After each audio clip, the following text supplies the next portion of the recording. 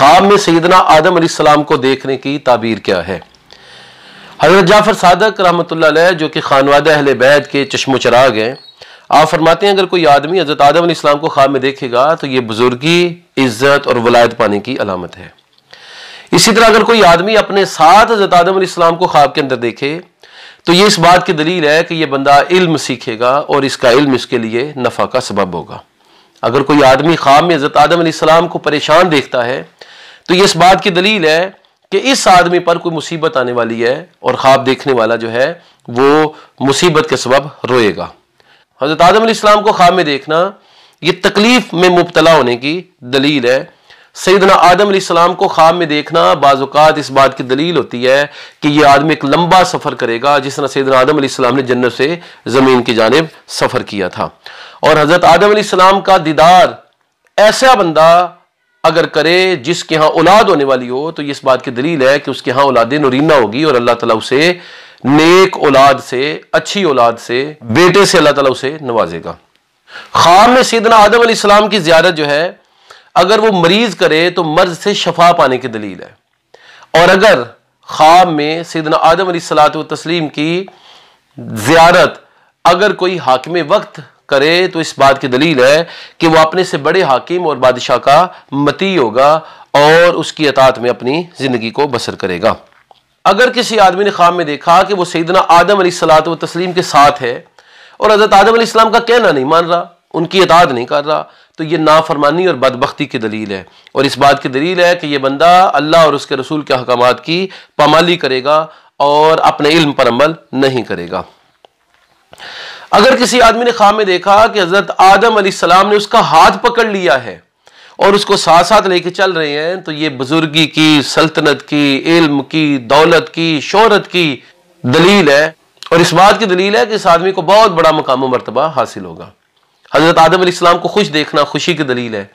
और सैयदना आदम अलैहिस्सलाम को ख्वाब में गमज़दा देखना यह गमज़दा होने की दलील है।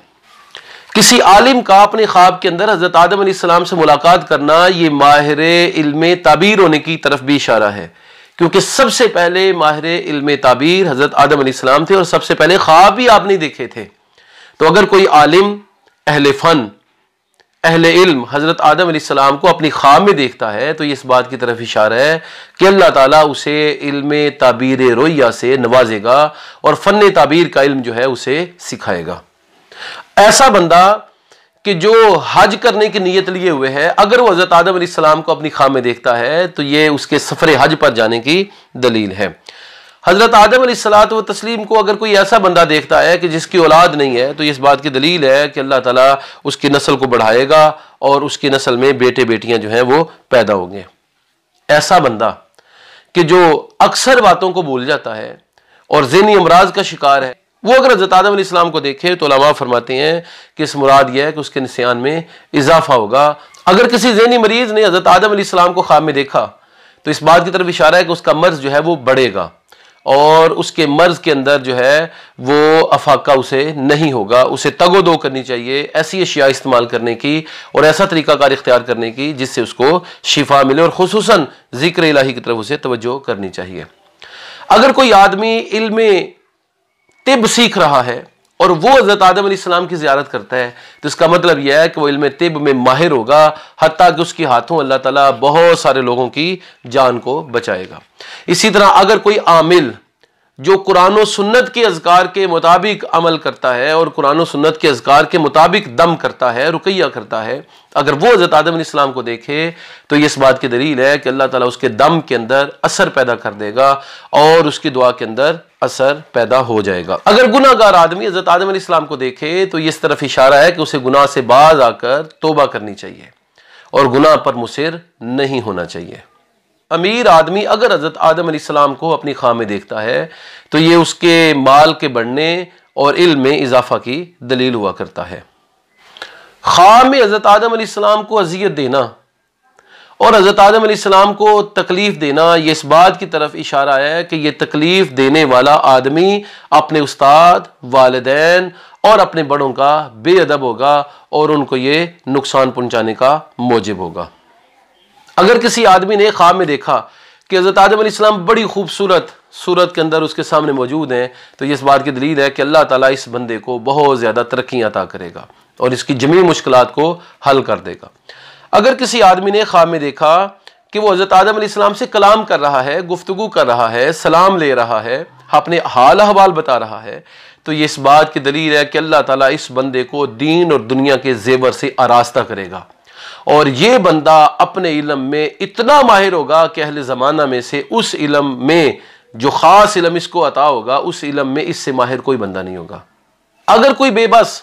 मजबूर व मजलूम आदमी हज़रत आदम अलैहिस्सलाम को परेशान देखता है, तो इस बात की दलील है कि इस बंदे को जुल्म से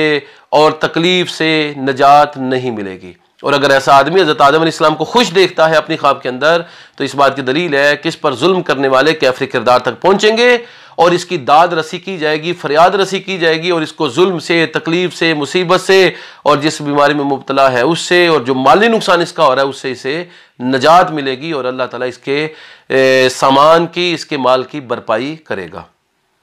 सैयदना आदम अलैहिस्सलाम को अपनी ख्वाब में अगर कोई आदमी देखता है और ये आदमी बहुत से दुश्मनों के अंदर गिरा हुआ है, तो ये इस बात की दलील है कि इस आदमी के दुश्मन इस पर गालिब आ जाएंगे। अगर कोई आदमी हज़रत आदम अलैहिस्सलाम को ख्वाब में देखता है और वो देखता है कि हज़रत आदम अलैहिस्सलाम का रंग तब्दील हो रहा है, बार बार रंग चेहरे का बदल रहा है, तो इसका मतलब यह है कि ख्वाब देखने वाला अपने घर तब्दील करेगा। वो एक मकान से दूसरे मकान में, दूसरे से तीसरे मकान में, तीसरे से चौथे मकान में और यूं ही उसकी ज़िंदगी बसर होगी कि वो मकान दर मकान तब्दील करता रहेगा, शहर शहर करिया करिया फिरता रहेगा। अगर कोई आदमी ख्वाब में देखता है कि वो हज़रत आदम अलैहिस्सलाम का साथी बना हुआ है और हज़रत आदम अलैहिस्सलाम के साथ सफ़र कर रहा है, तो इस ख्वाब की 3 ताबीरें उलमा इरशाद फरमाते हैं। अगर वो आदमी इल्म का अहल है तो अल्लाह ताला उसे अहले इल्म पर सरफराज करेगा और वो मकाम व मर्तबा देगा जो दूसरों को हासिल नहीं होगा। और अगर ये आदमी खिलाफत का, हुकूमत का, सल्तनत का हकदार है, तो इसे कोई बड़ा ओहदा मिलेगा। और तीसरी ताबीर यह बयान की जाती है कि इस आदमी को बहुत बड़ा माली, ईमानी और रूहानी नफ़ा नसीब होगा और वो मनाजिर रूहानी नसीब होंगी जो दूसरों को नसीब नहीं हुई, या वो माली नफ़ा नसीब होगा जो दूसरों के मुकद्दर में नहीं हो सका।